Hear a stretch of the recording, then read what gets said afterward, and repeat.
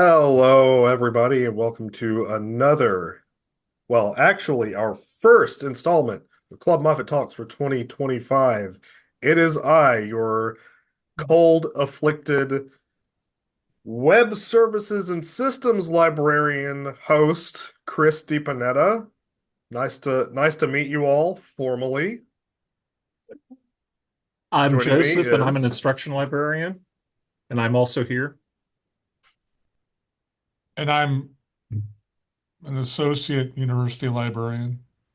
I haven't really changed titles. Yeah. Yeah, so just you know what? Actually, no. I'll talk about all that here a little bit. Today's going to be a little bit of this month actually is going to be a little bit of a laid back chapter of our thrilling podcast. So, if do we want to just talk about what we've been doing lately? I think I've Sure. missed a few of these. We've not been here. We just got back from holiday as well as snow days, so we haven't really been around that much, tell you the truth. I have been sleeping mostly, and doing nothing. And doing nothing is wonderful. If you don't give yourself time to do nothing, because it helps your recharge, I think. We're going to talk about what we've been watching lately, what we've been looking at, and stuff like that. The only thing I guess in my plate that I paid attention to was the third and last season of What If by Marvel, um, which was okay. Um, it was all right. What Why was is there a interesting, they Gundam? they played a lot with genre types. So they had the kaiju film, they had the Western film, they had the buddy cop film. They did a lot of genre type stories this season, which was Why is interesting. there a Gundam? Why is there a Gundam? Because one of them decided to do a Gundam story, basically. What It is was the Gundams Gundam versus story? Kaiju is I what don't it want to was. watch that show, but I want to know why there's a Gundam. Because some writer decided to do Gundam versus giant robot versus Kaiju. Okay, that's fair. He had the it's the Captain America robot, right? It has the little fins, doesn't it? Just like a Gundam. There's more than a Captain America robot. There's all the Avengers have their own little robots. Oh. And they all combine to assemble together into a larger robot. Ah, the old Gatai mecha. Yeah.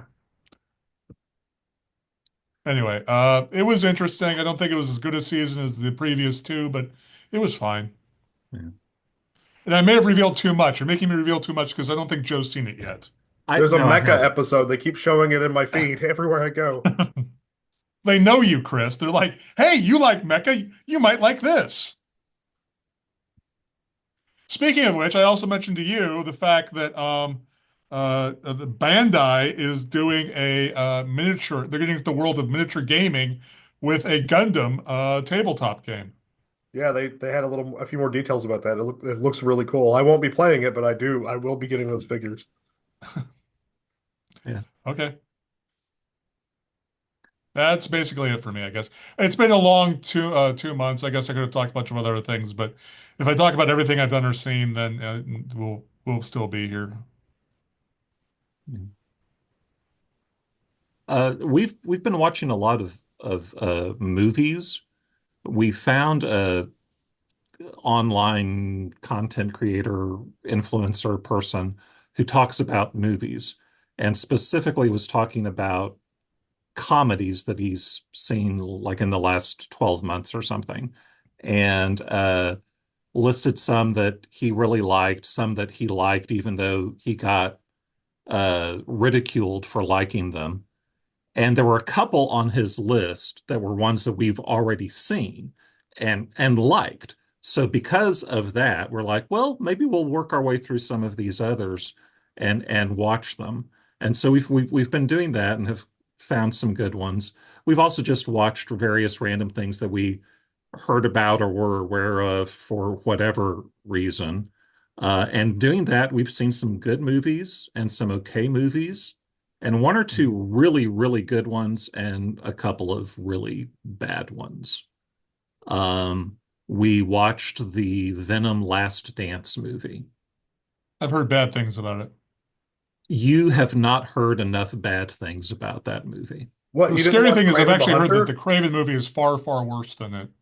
And that's terrifying. I within kind of the Sony Spider-Verse thing, I on a previous episode of this podcast uh talked about Madam Web, and I said that I thought that Madam Web was underrated, that it was actually a pretty darn good film, uh even a pretty good Marvel film.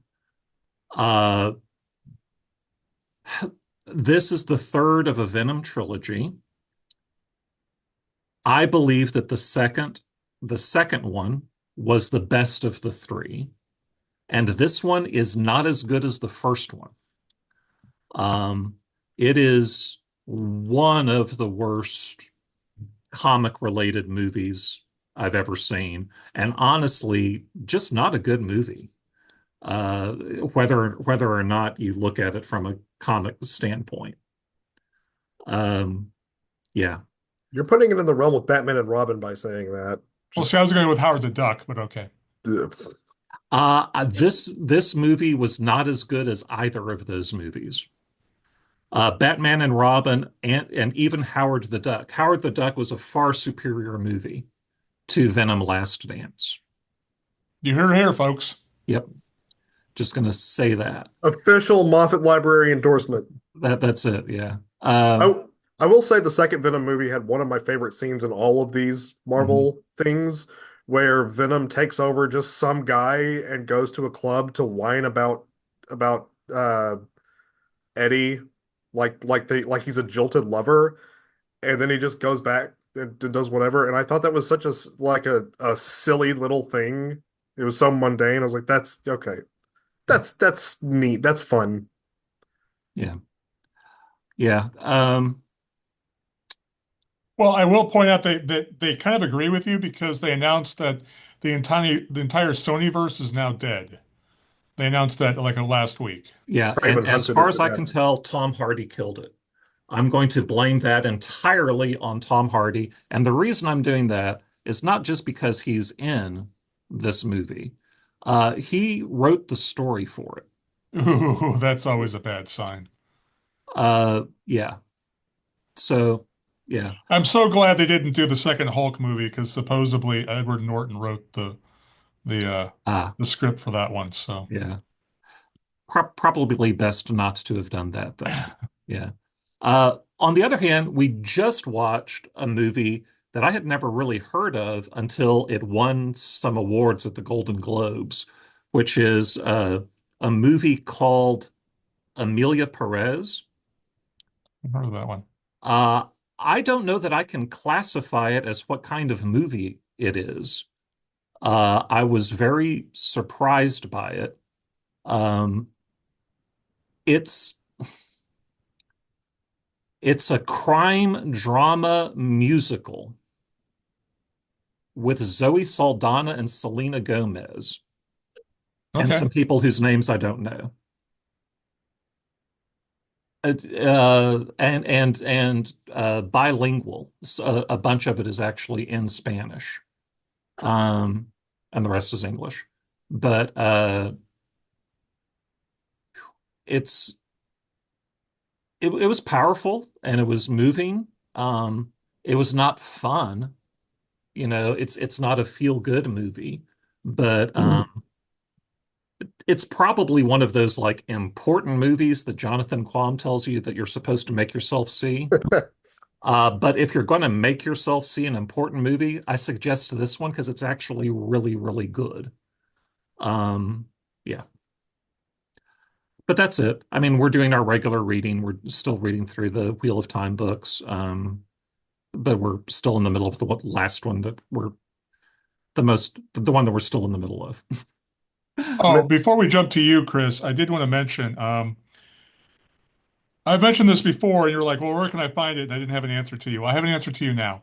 As of today, almost the complete Macross series, all of the series, all of the movies, is available on both Hulu and Disney Plus. I don't believe you. I don't believe you. We're If this looking is at Robotech, I'm going to be really mad. No, it's Macross. It's not Robotech. Macross Plus, Macross Zero, Macross Delta, Macross 7. Don't watch Macross 7. It's terrible. I Um, I Oh never my Not all the God. movies, but most of them. yeah. Macross There are a few Plus movies, a few specials that movie? aren't on the list, but just about everything, all the series are there. Yeah. Wait, where is normal old Macross? That's the one. Is that the only one they don't have? Come on. Maybe Hulu has it. Thank you. Thank you very much, Ryan. I'm so excited I can finally watch Macross. Wow, You it's can all skip over Macross Hulu 7. You too. don't have to watch that one. It's not very good. Yeah. And Macross Uh, Delta I couldn't watch because it just looks silly to me. But I've watched just about everything else though. Macross Plus is the one that was like one of Bryan Cranston's breakout roles, right? Macross Plus is fantastic. It's the best of the entire series. It's an O.V.A. And it's really, really good. It's the what saved the entire series, I think, because Yeah. it made it so that people were interested in this again. Well, cool. Yeah. Well, thanks, Ryan. That's my next. There goes February is what you're telling me. Okay. There goes Fe yeah, that literally there goes February. Thank you. If it takes me that long to get through it. Um, God, I missed that completely. Thank you so much. My heart just jumped, I think. Ugh. Well, I guess I could say that my heart grew 3 sizes today. I was Uh, waiting for you to say that. Yeah. Thank you. Which leads me, I guess that goes to me. I'm so sick of the Grinch. If I could, Oh, you got two little girls in the house. I forgot. Okay, yeah. if I could go back and bully Dr. Seuss about anything, I would bully him to not ever write the Grinch because that I'm so sick of it. And like I have to keep in mind that it's like, okay, I got the Mario Brothers movie from Illumination and it was really enjoyable, but at the same time, I'm also blighted by the Grinch Illumination movie. And like, I have to weigh those two together. Like, I can't, hold on, my camera's it's there. Now people can see my gesticulations. But yeah, I've probably watched both the old Boris Karloff cartoon and this new Illumination movie a combined total of 60 times in the last month. Just because Christmas is over doesn't mean Grinch time is over either. No Jim So, Carrey? No Jim Carrey earlier movie? we watched it once, 1.5 times. Okay. Thankfully, my oldest daughter, who's the one who controls the television now, also feels the same way about that movie that I do. Um, so no, we did not watch the Jim Carrey Grinch film that much. Um, but that is unfortunately we did watch the Illumination one, and I hate that movie. Someone I think Mateo here in the library told me that that was Benedict Cumberbatch Yeah. who voiced Yeah. the Grinch. Like, well, he could have been a little more Cumberbatchy because he just sounds like he just sounds like he's irritated. He doesn't sound like Boris Karloff. It's weird. Um, so that's how is Chris been blighted this last month, and that's outside of the fact that I have a really horrific cold. It gets really tough watching children scurry about when you're ill. Yeah. I had a horrible joint pain on Saturday, and that's the day when my oldest woke up at 6 and wouldn't take a nap. Well, that's So influenza, not cold. That's flu symptoms. I mean, it's that's over with now. I still have an itchy throat, but like it was just a single day Okay. that my joints were really sore. But I don't know. Maybe I had the shortest flu in all of mankind. You can have flu for just one day. Yeah, you Yeah, can. I don't. Maybe I don't know. But everyone in my house has a runny nose right now. Literally everyone is stuffy or whatever. So Well, that's again, it's also very possible you have multiple. oh yeah, that's You get true. sick with one thing and usually something else will move in as well. What's Yeah. really fun is a 1 year old running around just the nose just freely oozing the whole time. Just like I try like it's nasty, but I'll like pull my sleeve up like this and try to like like wipe her nose off or whatever. Sleeve covered in snot and it doesn't end. So like what was the point? Now they're little nurglings from Warhammer 40K is Yeah, what they are, that's yes. exactly what it is. Speaking of, there is a video game called Warhammer Space Marine. Hmm. Space Marine 2 just came out, and they gave away a free copy of the original on Amazon on Prime Gaming or whatever. That game's really cool, and I really like the way how stupid the orcs look against the giant hulking Space Marines. So I am going to There's a enjoy that. YouTuber named Bricky who has a really well done video on the lore of Oh, no. Warhammer if you want to know the background of things. It's Ricky? like an hour and a half long video. It's a very long video, but he's very funny and he covers basically the lore of the whole Warhammer 40K universe. Okay. Yeah, sure. I'll check that out. Um, yeah, I'm interested. But speaking of YouTubers though, there was one thing that Joe said also that kind of got me thinking of this. You had suggested that I watch this YouTuber that was doing like a uh book discussion. He talks Yeah. about books. And he recently put out a like top 10 manga of all time. And I saw that I saw the headline and I said, okay, challenge accepted. And he lists some very good ones. Like he talks about Berserk. He has some very good manga listed, but that's when I started to realize like things started to click together where I was like, oh, I'm in this way too deep. Like where's Phoenix? Where's Ashita no Joe? Where's and I started thinking about all these and like then it kind of like it clicked. I was like, oh, unless you're like a 60-year-old Japanese man, or unless you're like me and you're purposefully doing this to yourself, you have no idea what those are. Um, Yeah, he's probably going with the ones they're readily available in the United States and are yeah, very popular is probably what he's going with. yeah, and he put like Doro Hetero on there. There's a new anime that came out that's putting more eyes on that. Blam was his number one. Oh, I Um, love Blam. Blam is oh, it's so good. Blam is fantastic, and it's one of those that's weird where it's like, well, why isn't there an anime of that yet? It could be done very There easily. was And I one, but we think don't like talk about it. yeah, the movie sucks, but then it's like, well, why would you want to take that away from yourself? Just read the manga. It's short and it's really, really good. You say But it's yeah, I mean, short, it's this many books. yeah. When you're talking about like compare that to Berserk or One Yeah, Piece, I know. Or One Piece, this yeah. is not a whole lot of books. This is like Akira is that many books, right? It's just the quality is really super high, especially when it's condensed down to that level. So yeah, that being said, I'm rereading Yu Yu Hakusho and I'm about to start rereading Hunter x Hunter. So I knocked off two really high video games on my backlog from a studio called Remedy. They're most famous for these games called Max Payne from around Mhm. the turn of the century. They're very good but very kind of classic third person shooter games. They made a game after that called Alan Wake, which is like Stephen King gets oh sorry, Dean Koontz gets trapped uh uh in a David Lynch movie, basically.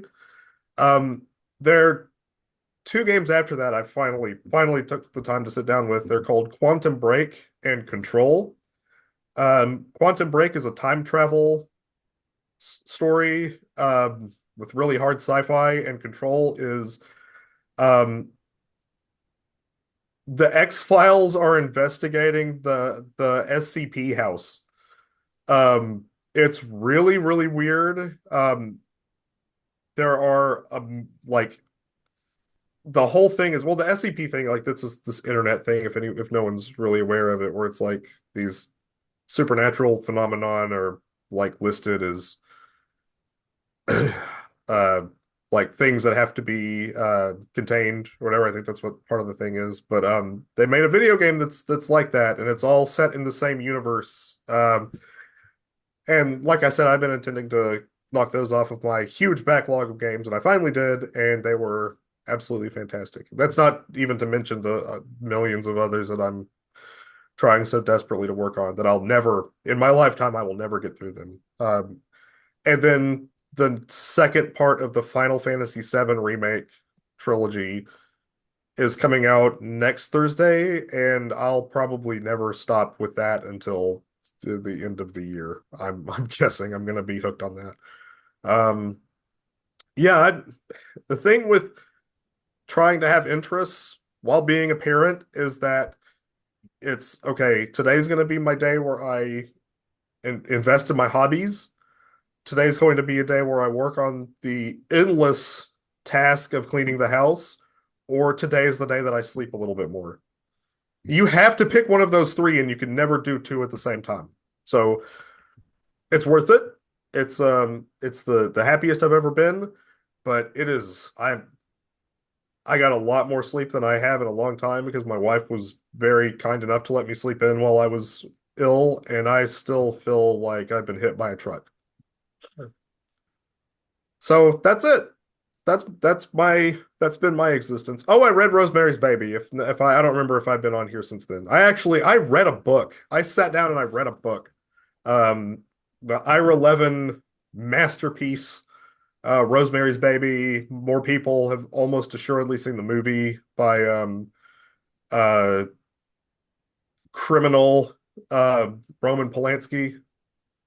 Um, I don't know how that movie is, but I don't think it could be as good as the book because I devoured that thing and I'm still thinking about it. Gosh, I wish if I could have a book club to talk about that in a library setting, I would certainly love to do that. But no, it's if anyone's looking for a really super great book filled with tension and atmosphere, or if you are looking at becoming a parent and don't realize how horrifying that is, even without all the Satan stuff. Try out Rosemary's Baby. It's fantastic. It's a great read. Well, you talked about a book club, and I think the failure was last time I tried to do it with the students. I think if you do it with the staff and faculty, you might have more success. Just something to think about, Chris. Yeah, we had a great turnout for Ready Player One somehow. It's like I guess, well, that was also it was tied to a class, and we Yeah. had some faculty buy-in, and then we did Frankenstein, and no one cared about Frankenstein. For the 200th anniversary, we did a book club, and like every like we had 3 days worth of this thing, as it was a big event, and every time it like the attendance was cut by like the full 75%. But Although I will say afterwards, people go, "Oh, I wish I'd known about that." So, oh well. yeah, such as it is in the library world. Well, they really like that. Like, it was written by a woman. They're like, "What?" Yeah, one of the most influential woman authors of all time. She created a genre. She created what is almost assuredly your favorite genre, person, I'm imagining.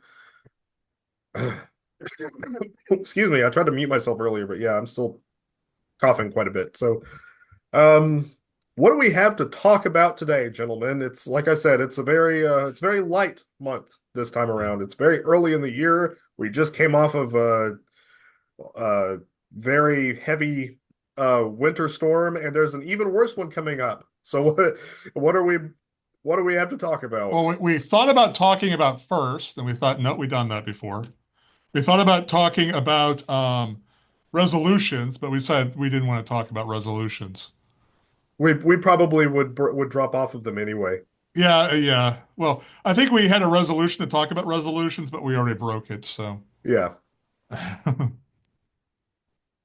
I was looking at the fact that we were isolated in our homes, stranded in the middle of nowhere by the 1.5 inches of snow that we got here in Wichita County, making all roads impassable, a trip to the mailbox, a dangerous, deathly Well, hold expedition. on. Let's not jinx anything because we may get an inch next week when it's 5 degrees outside, and I want the idea to still be in people's heads that they can't go outside in 1 inch of snow. Yeah. I yeah, but I do think that looking at winter themed storylines and those aspects, and I think there's different aspects to it. We're not talking about holiday themes, but the winter, you have those themes of isolation, of snow and cold and ice, darkness. I think all of those thematically play into a lot of different stories, from kids' movies to horror movies and everything in between, like horrible kid movies and childish horror movies.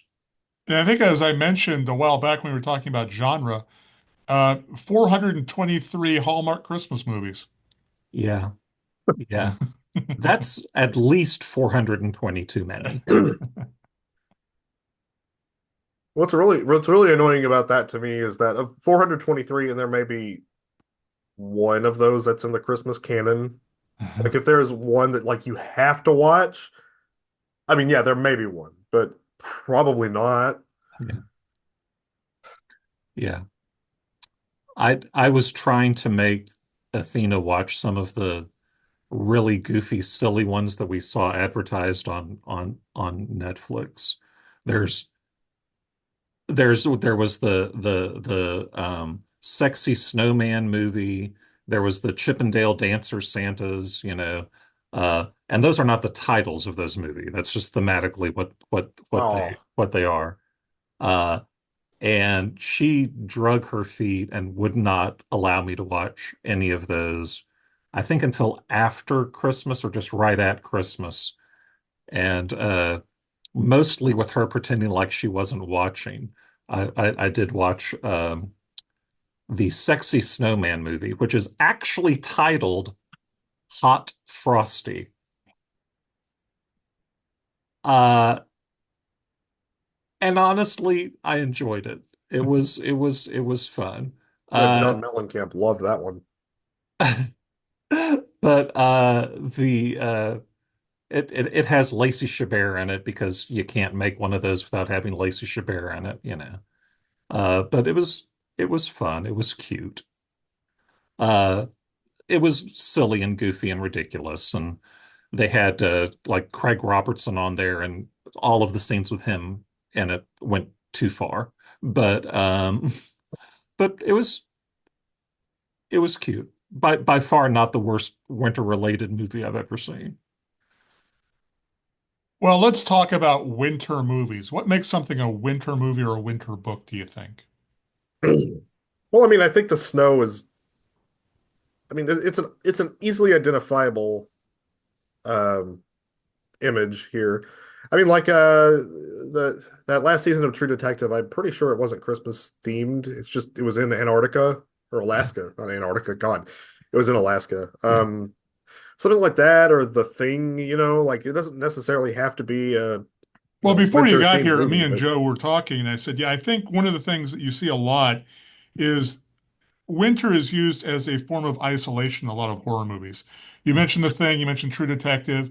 There's also The Shining. There's oh also yeah. I'm trying to think what else. What else did I mention? I mentioned 30 Days of Night. There's a lot of movies out there where and books out there where basically the fact that you're trapped inside of your house during a storm or Storm of the Century was the one I was thinking of, the Stephen King miniseries, where it's a big winter storm is a good way of having like you're trapped out in the cabin in the woods, or you're trapped on an island, or you're trapped, it's a way of getting people trapped someplace. And I think my favorite story of that is a one called by Peter Straub called Ghost Story, where Hmm. the climax of the story takes place during a great winter storm, basically, where everyone's trapped in their own building, and they're having this grand fight against these forces, these supernatural forces of evil, in this isolated snowstorm, which I just think is it's an interesting trope, basically, that horror does. Another thing related to that is how fantasy uses the idea of winter being an aspect of evil or an aspect of bad tidings. Probably starting with The Lion, the Witch, and the Wardrobe and extending into Game of Hmm. Thrones. In both of those, winter represents a time of evil, a time of great hardship, so to speak. Well, I mean, in the books, A Song of Ice and Fire, winter is supposed to be the end all be all. Like it's like the prime evil of the entire world is going to rise again and be unstoppable when the winter comes. Whereas in the show of Game of Thrones, it is a very large conflict that takes place over a night and then is over. It is possible that that is an oversimplification. No, it's no. It's not an oversimplification at all. It takes place over one night in one episode, and then they don't talk about it ever again. I swear, I promise you. It's the book is like they're talking about it being like the end of the books will be winter, and it's going to take place over years, if not decades. And the show is an episode in the last season, and then they just like, okay, winter's taken care of. Let's go do the other stuff. I'm still mad about it. I'm furious about it. I associate that series with winter, even though more than half of it is like in the fall. There are cultures out there that take a different approach to winter. For instance, the Slavic peoples have grandfather Frost, who is their Christmas like figure, or their Yule, their winter solstice figure, who is the representation of winter itself. Who is a person who shows up, gives gifts, and is viewed as a beneficial type character, which is I think says something a lot about the Russian mindset, but that's just me. Um, I do think that there is an aspect of winter that can be viewed that way, uh, culturally or Winter whatever. Wonderland type. Yeah, well, you have that idea where um, you have winter immediately before spring, and it is that things waiting to bloom.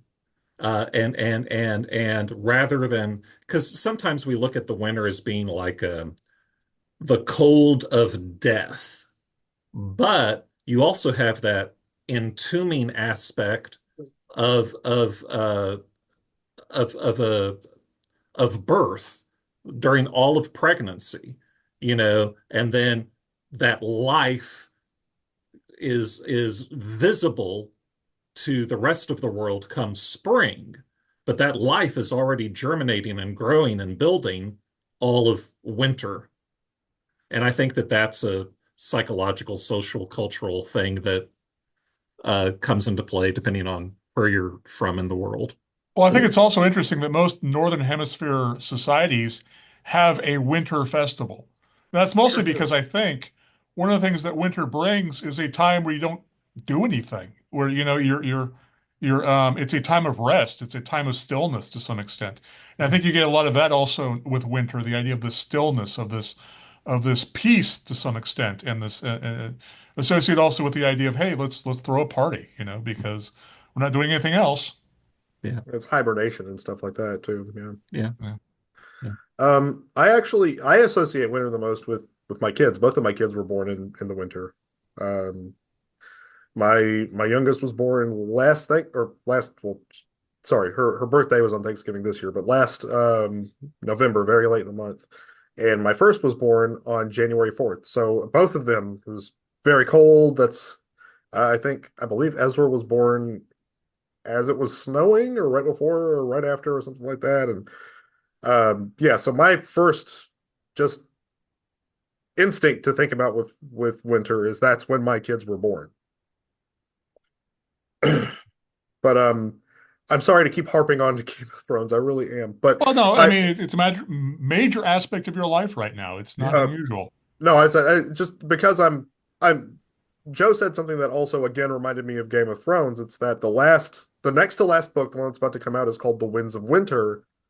The final one that will never be produced is going to be called A Dream of Spring.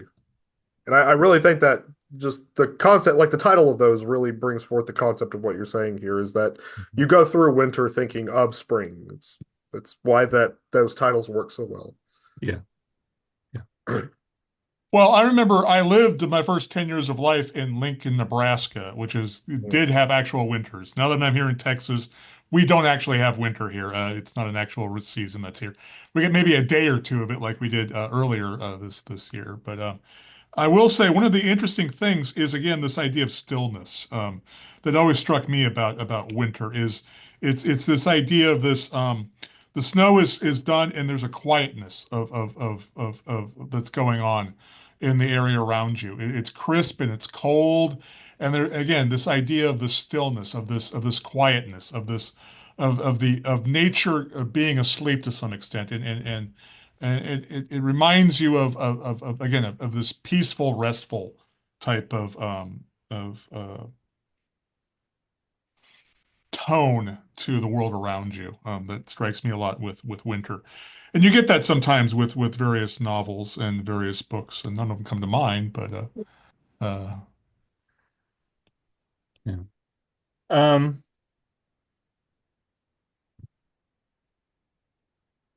Do you mind okay. if I talk about one that I really love and one that I really hate?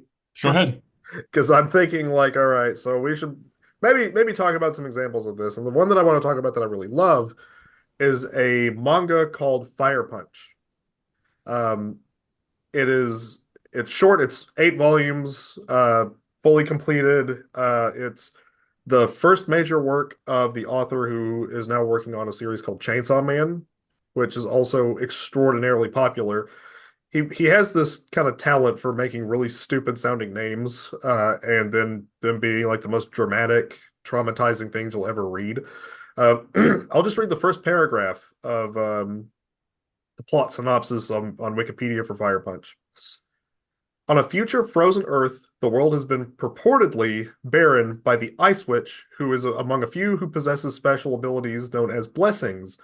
Agni, a teenage boy, and his sister Luna both possess the blessing of regeneration. In the remote village, Agni and Luna help the elderly survive by offering their meat of Agni's severed arms for sustenance. One day, a man named Doma, another blessed, visits the village, offering to take Agni to his city, Bahimdorg. However, upon learning that the villagers rely on human flesh to survive, Doma becomes disgusted and annihilates the village, burning its inhabitants alive, including Luna, whose regenerative ability is slower than Agni's. Agni, the sole survivor, is left constantly burning but regenerating. He struggles for 8 years to regain his strength, driven by his desire for revenge against Doma. So the entire setting of this future Earth is so frozen that there's not a chance of it ever becoming uh, fixed ever again. And there's something about like this apocalyptic kind of like reflection on like community almost, where people are still trying to survive, and they are in some ways surviving, but it's um our look at survival and theirs is completely different. And the fact that it's frozen over, like the snow gives the world this kind of like, it's like Ryan said, it's like the stillness to it, where like nothing's moving, nothing's growing, nothing's really like nothing's happening in this world. And the one thing that sets everything off is that this one village trying to survive by cannibalism, but with a big like asterisk by it, is also something that sets off this major course of events. Um, yeah, I love that series. If you're into manga and you haven't read it yet, that's a top five for me, like ever. Um, and it is intrinsically tied to the fact that it is wintry. It's cold, it's frozen, everything is covered in snow, and it's integral to the plot. It cannot exist without the image of the protagonist just being on fire constantly, surrounded by an unfreezable snow and a winter around him. Yeah. Um, just fantastic. I think it's better than Chainsaw Man, honestly.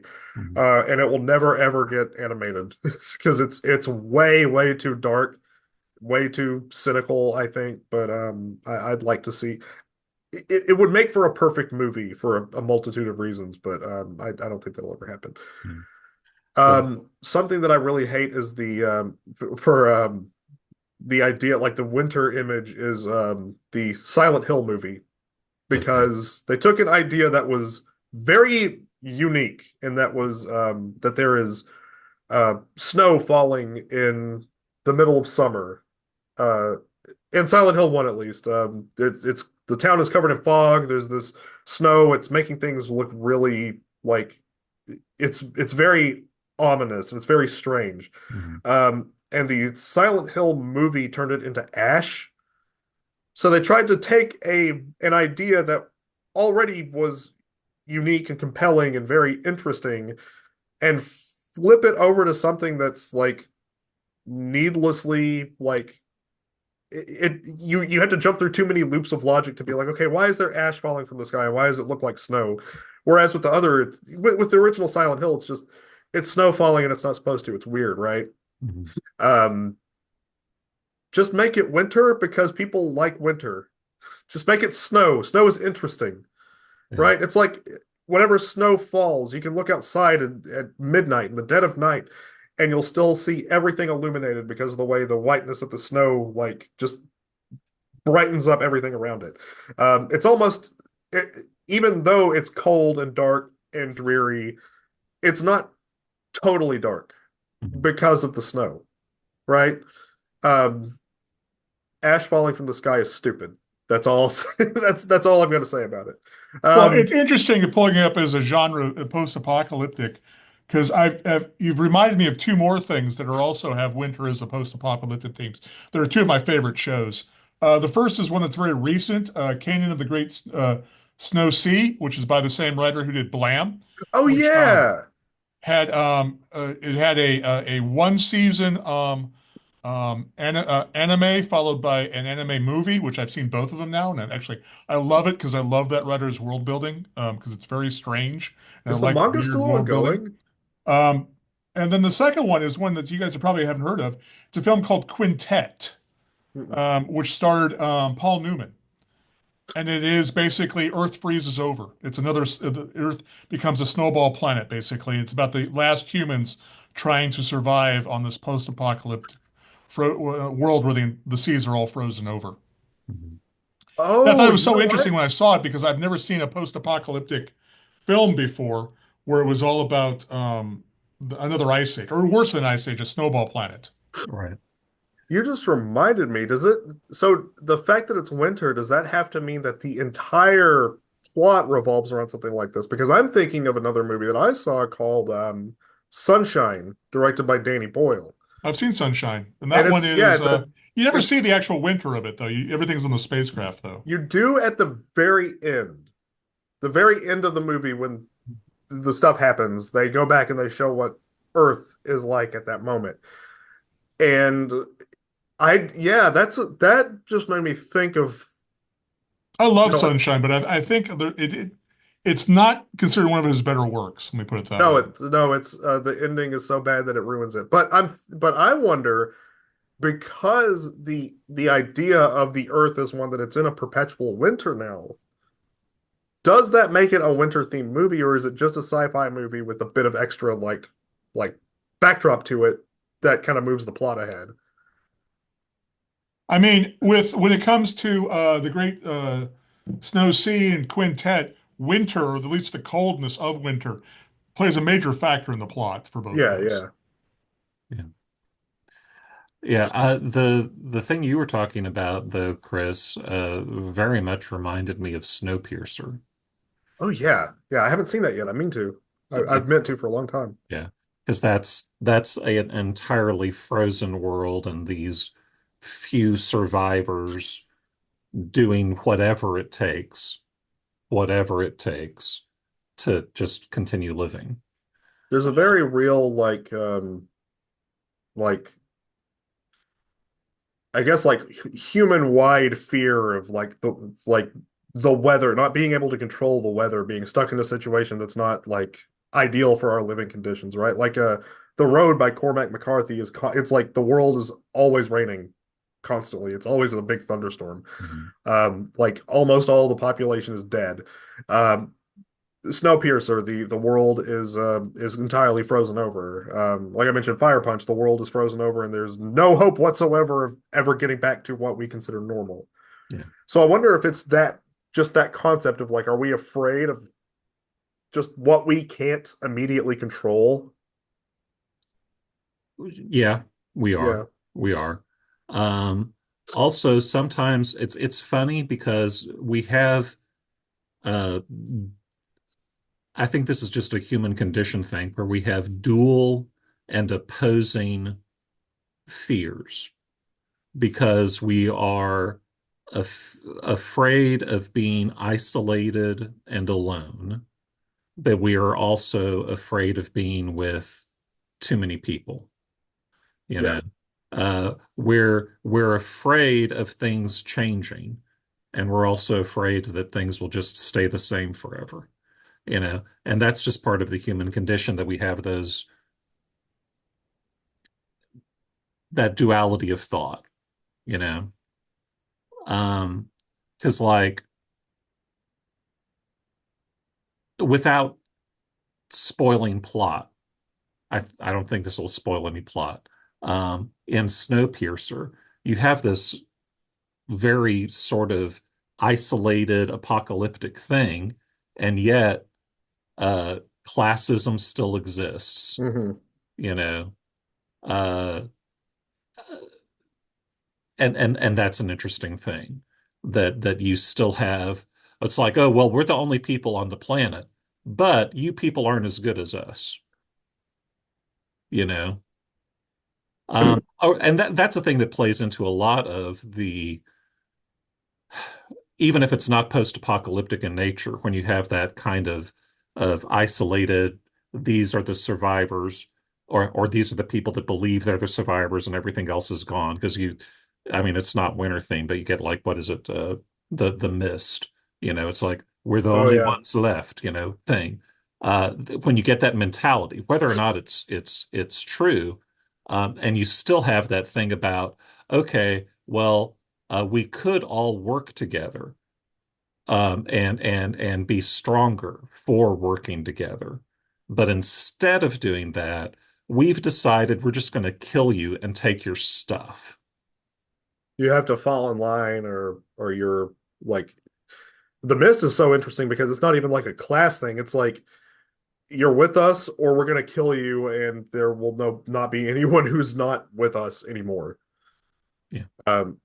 Yeah, even like something like, it's a terrible movie, but I think it's Land of the Dead, one of Romero's last movies, where like the world is in a zombie apocalypse, but the people are living like in a big like tower. Hmm. Like the lower levels are all like lower class people, and the higher you go up, it's stratified. Yeah. There are a few other things I'm thinking of, but my brain is only working on trash right now, I guess. Um, but yeah, it's weird how that's such a staple of dystopian sci-fi, is that there's the class separation is always going to be there, it seems. Yeah. Um, I used my librarian powers and actually found a book site that talks about different themes of winter themed books. And I thought it was interesting. I thought I'm going to mention some things I mentioned. They talk about whimsical adventures, so stuff like Lion, Witch, and the Wardrobe, the idea of winter being a magical, winter wonderland type idea. Cozy mysteries, which I assume is the same sort of thing we were saying with the horror movies or whatnot. It's the idea of the isolation, stuff like that. Christmas romances. We talked about the Hallmark stuff. Mhm. Magical realms of ice and snow. They're talking about stuff like the Snow Queen by Hans Christian Andersen. The idea of the Winterland being a fairyland of some sort that you go into.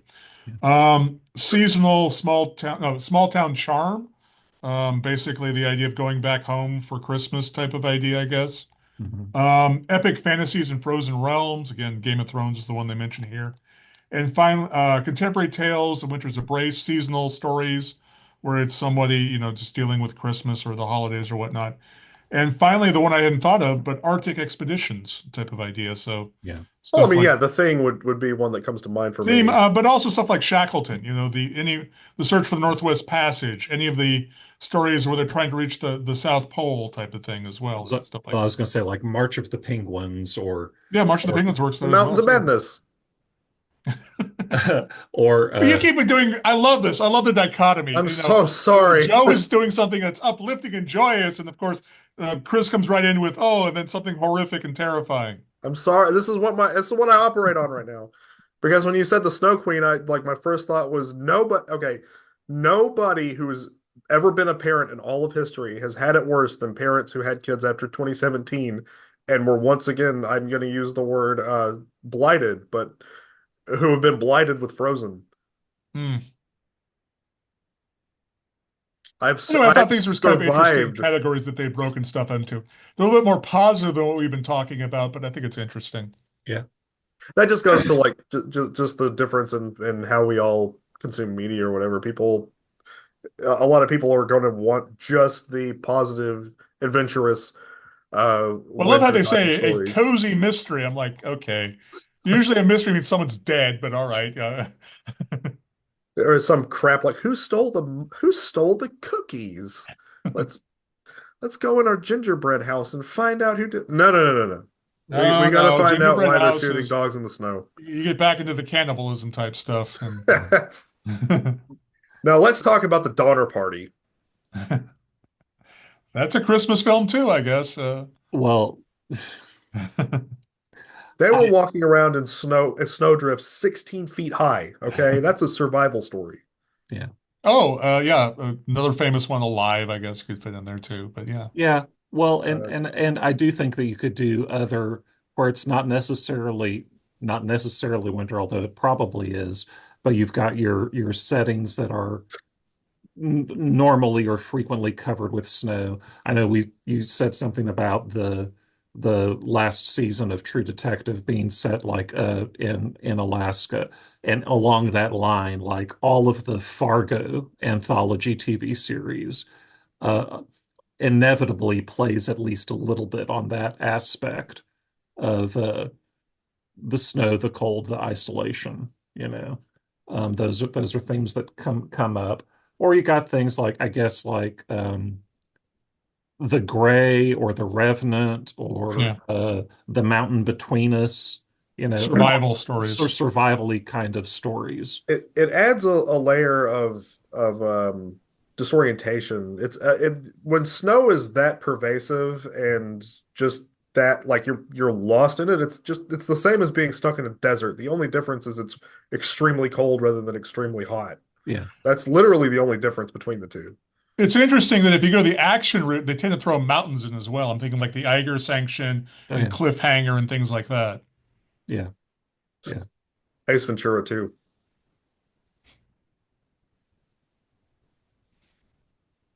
Ryan, did you know that the Climber manga got an English release?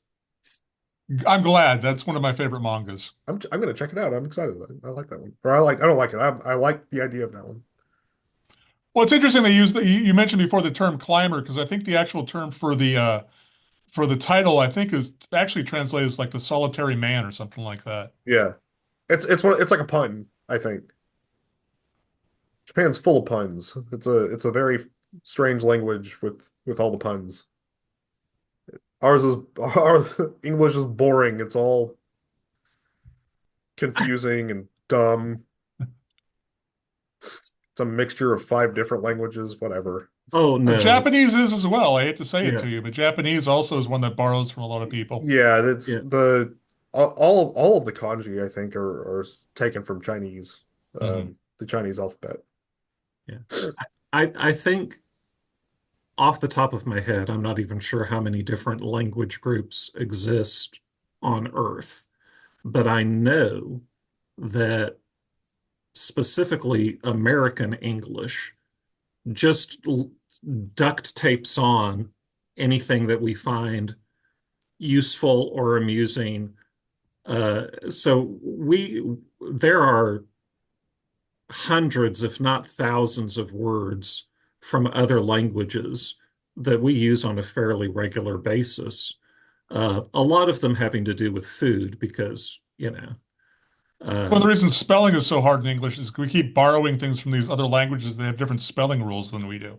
yeah, yeah, Yeah, we're gonna turn into Clockwork Orange, where just half of our language is just a different culture altogether. yeah. No, wait, no, no, no. It will be It was it will still Russian be Russian. Never in mind. Clockwork Orange, by the way. What's that? It was Russian in Clockwork Orange. That's what the Well, language that'll be was. ours anyway. So, Well, that was because the entire world had gone communist in the Clockwork Orange universe, or at least the UK had gone communist. So it was borrowing all these Soviet words, basically. hold on. Russia was communist. The USSR, Soviet Russia. No, no. Okay, never mind. Never mind. Let's talk about. I just got an ad for cough drops. That and seems it's set yeah, against a winter backdrop. sure.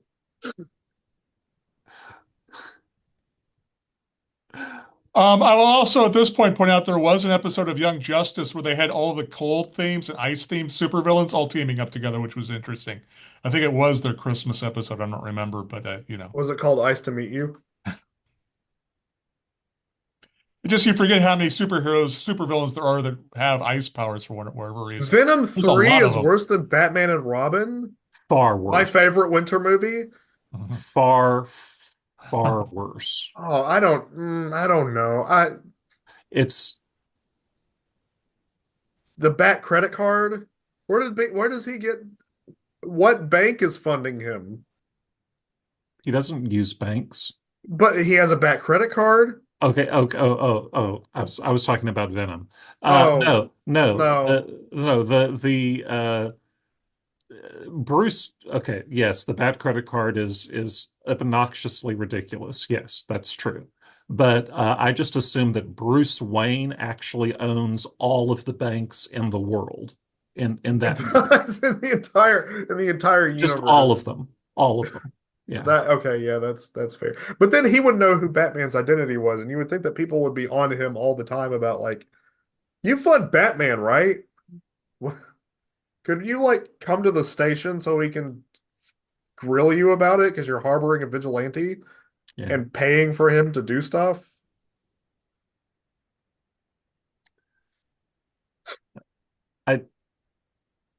I I don't want to rabbit hole that. Ice to meet you. Yeah. Stay frosty. Mr. Freeze is the best boss fight in those Batman Arkham games, by the way. Sure. He's bar none. He's incredible. The villains were Icicle, Killer Frost, Mr. Freeze, and Captain Cold, which is a Batman vision, a Batman villain, a Flash villain, a Captain Atom villain, or I'm sorry, a Firestorm villain, and a Green Lantern villain. Okay, thank you. That's what I was going to ask about. There was a trailer for a movie that was very winter themed that came out in the last week or so, or maybe last month. I don't remember. Um, how are we feeling about new Superman? I'll wait until the movie's out before I make a judgment on it. I really, really like the look of it. Okay. Okay. I've never cared much for Superman, but something about that trailer with Crypto and everything else and really stupid looking Green Lantern and his bowl cut. Uh, Like, okay. I'm not excited for it. Oh, I will oh, oh. probably watch it, but I will probably not watch it at a theater. I will watch it when it gets to streaming services a month or two after it comes to theaters.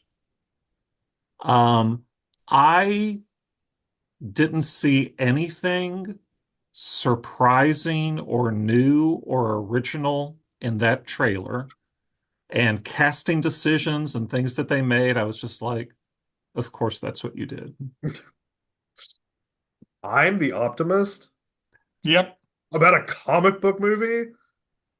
What is this a science fiction podcast? I've been burned too many times before. Fool me once. I I'm going to say something that is just a general statement that I think is generally true. There are very, very obviously exceptions to this. But I believe that in the last 10 to 20 years, in general, DC has made good TV series and bad movies. That's Warner And Brothers. huh? That's Warner Brothers. That's And executive. Marvel has done the opposite in general. Absolutely, there are exceptions to that. But, you know, I agree as long as you don't put the Netflix Marvel stuff in with Marvel because they didn't really have control over it. Netflix had more control over it, but I thought all the Netflix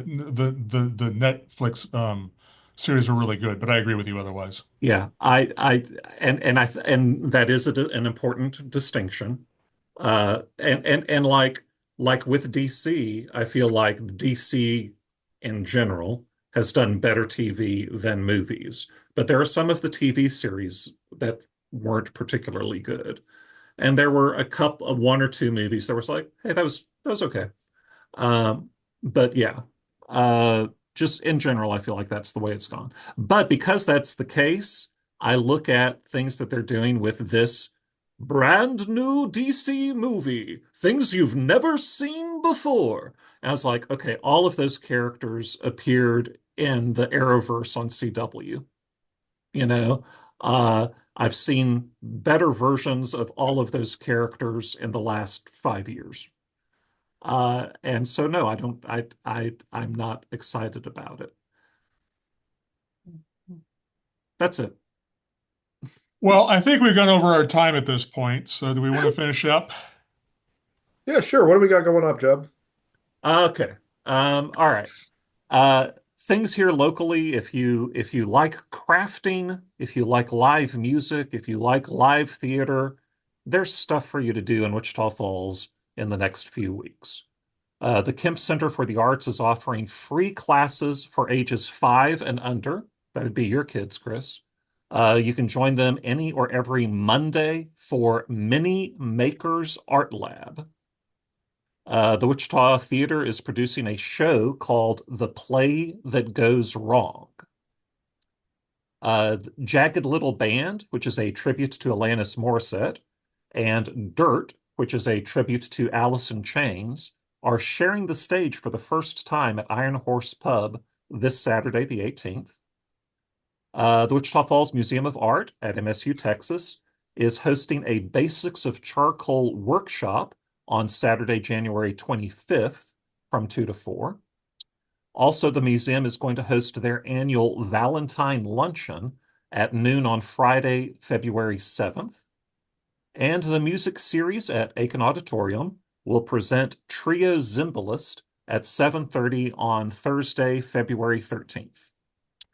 If you want to know more about those events or other things that are happening on campus or in our community, you should check out the events section of the MSU Texas homepage or the calendar at discoverwichitafalls.com/events.